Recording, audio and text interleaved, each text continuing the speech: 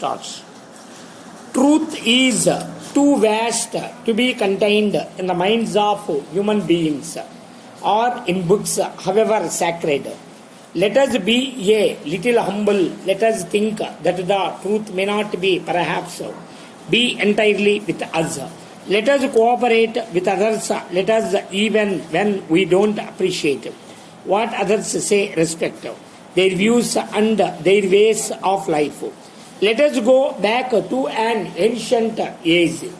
In India, Ashoka's period, 2000 years ago, this man who was infinitely more than an emperor has left memorial all over this great land. Memorials which you can see today. Among the message that he gave, there is one which I think we should all remember, not only in this country but elsewhere. Addressing his own people, he said, "If you revere your faith, while you revere your own faith, you shall revere the faith of others. In revering the faith of others, you will exalt your own faith and will get your own faith honored by others. If you apply that message of tolerance not only to religion but to the other activities of human life, such as politics, economics, and science, you will find that it puts things in a different context. It is a context which is not very much in evidence today, where differences of opinion are not liked, where the tendency is to suppress the view or the way of life that is not approved of, where ultimately science itself becomes vitiated by a narrow outlook. This bill does not form part of what is called the Hindu Code series of bills. Nevertheless, it is connected with the various changes that are sought to be brought about so that it may be considered, broadly speaking, a part of that approach. During the last many years, this House and its predecessors have been considering this matter in various forms. At least one or two, three occasions, I gave an assurance to this House that we shall expedite this matter. But somehow or other, my assurance did not produce much effect on the situation, and in spite of our wishes, there had been delay. It is true that in a matter of this kind, one can't rush on, and one has to give every consideration to various viewpoints in this House as well as outside.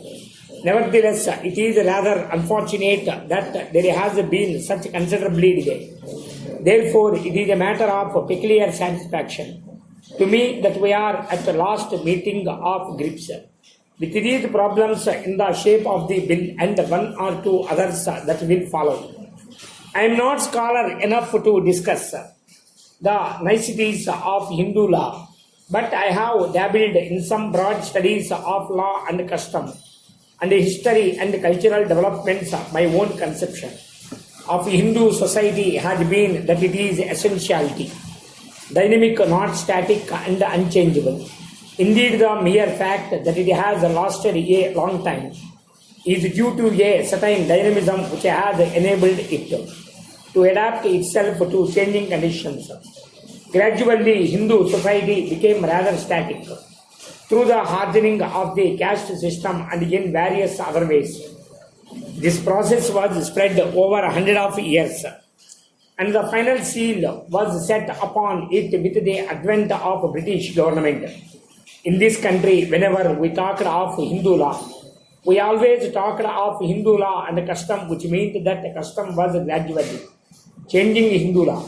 That is, as conditions changed, customs developed, which affected the law in practice, whatever it might have been in the ancient texts. Of course, there are so many ancient texts that one can quote the scripture for any argument. Anyhow, the coming of the British, as I said, made the whole conception static, because they codified our law and did so with the help of the most conservative sections of the community here.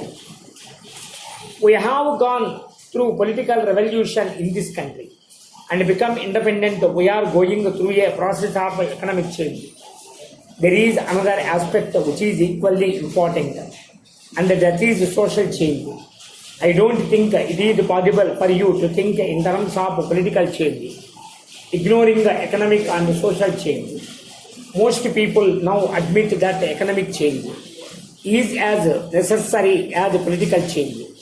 But some people seem to think that social change, using the word in a narrower context, is something entirely different from political and economic matters, and that social life can be kept a closed preserve. I submit that this is not the right outlook, because life is an integrated whole. If the political context changes or the economic outlook varies, it follows that the social context also changes, whether you wish it or not. Therefore, a true revolution in a country must make into account all these three aspects altogether. The person who considers himself a political revolutionary, but a reactionary or a conservative in the economic sense or in the social sense, is not an integrated person. He lives in compartments. Take the problem of untouchability. I can't quote the sacred books, but many people hold that the sacred books enjoined it on them. Nevertheless, we came to the conclusion long ago that it must be done away with, not only because it was unjust, but as Gandhiji repeatedly said, for the very survival of Hindu society. That is to say, this important social change became essential even from the narrower point of view of Hindu society itself. That manner of thinking had to be applied to other problems of human relationships as well.